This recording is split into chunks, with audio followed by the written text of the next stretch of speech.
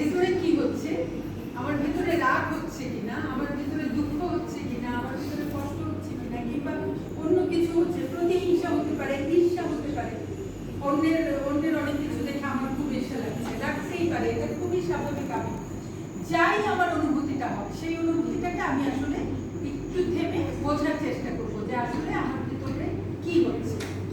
দ্বিতীয় যেটা করবো, ওই যে যখন বুঝবো তখন আমি কোনো অ্যাকশনে যাব না, মানে তাৎক্ষণিকভাবে কোনো ঘটনার প্রতিক্রিয়া আমি করবো না।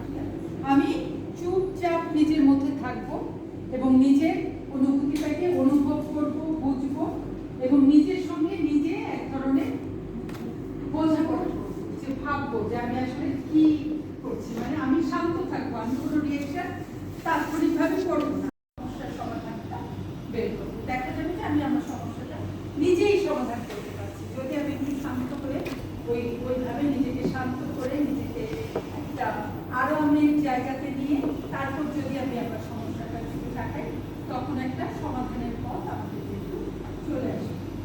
এখন আমরা একটা প্র্যাকটিস করতে পারি যে কিভাবে আমরা শুনে কঠিন মনে হতে পারে যে আমার তো যখনই আমার রাগ ওঠে আমার তখনই কিছু করে ফেলতে ইচ্ছে করে।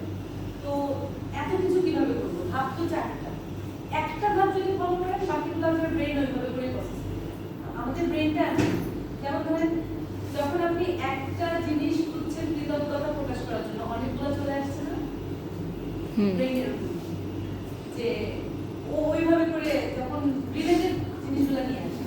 আপনাদের যেটা করতে হবে, কঠিনভাবে আমার রাগ লাগছে, মনে করবেন আমার মুখটা এই মুহূর্তে একটা বন্ধু, গুলি ছুড়লে তো একবার গুলি গেলে ওটা রিটার্ন আনা সম্ভব না, লেগে যাবে যেখানে।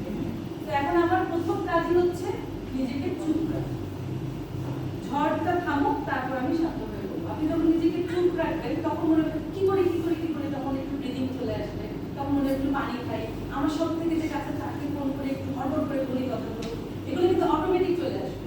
তার মানে যেটা কনসিয়াসলি করতে হবে সেটা হচ্ছে এই মুহূর্তে ওই জায়গাটা থেকে শুরু, যার সাথে জ্ঞানটা বা যার সাথে এই মুহূর্তে বুদ্ধি সঞ্চয় করে, শক্তি সঞ্চয় করে শান্ত হয়ে, কারণ আলটিমেটলি আমার চাহিদাটাই আমি পূরণ করতে যাচ্ছি, তো ওইখানে আমার শান্ত হবে। এখন আমরা আসলে নিজেরা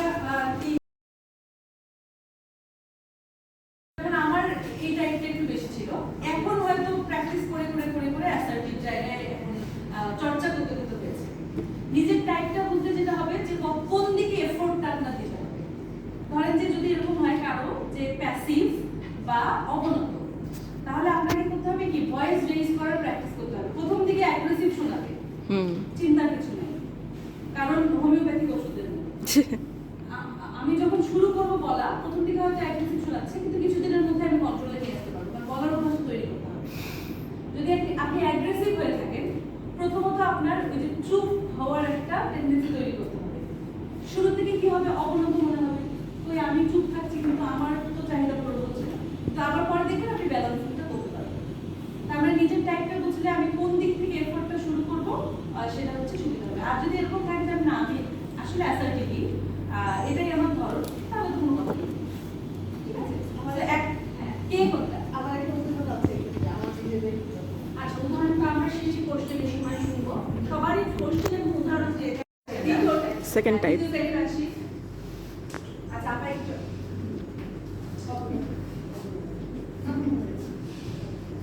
Oh, second type. Role play session.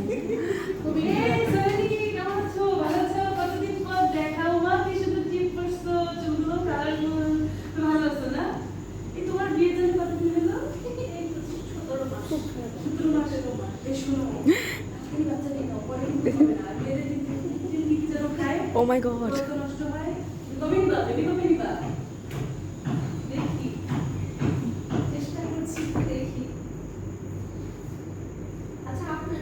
Your psychology teacher to right? Yeah. Rafun Nahar Apu. আমি জানি না এই মানুষগুলো কোনো কাজ না, আইসাই এই কথা কপালে হাত দিয়ে ঠিক করা লাগবে, দেখা যায় না চোখে মুরগি রইতে হবে, এগুলো সালাম দিয়ে দিচ্ছে, দেখছেন সালাম দিচ্ছে, এগুলো আমি সালাম টালাম দেই না, এগুলো হলো অসভ্য। প্রত্যেক ফ্যামিলির মধ্যে ঢুকে ঢুকে ঢুকে এরকম করবে, অফিসে আসলে এরকম করে, বাচ্চা তুই হবো না, তোরে মনে করছে কে? ওকে, নেক্সট Done. Nice.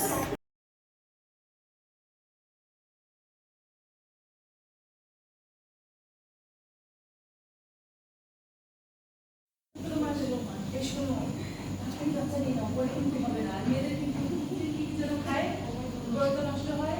কবে নিবা? বেবি কবে নিবা? দেখি, চেষ্টা করছি, দেখি। আচ্ছা, আপনার কোনো কাজ নাই? আসে আমার এই কথাটা জিজ্ঞেস করা আছে। আমি জানি না এই মানুষগুলোর কোনো কাজ নাই। আইসাই এই কথাটা কপালে হাত দিয়ে ঠিক করা লাগবে।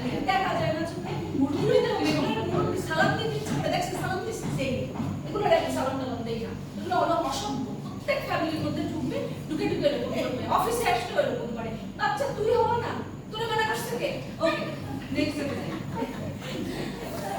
মানে ধরে না মানে আমাকে বুকের উপরে এই কথাগুলো বলবে আর আমি একদম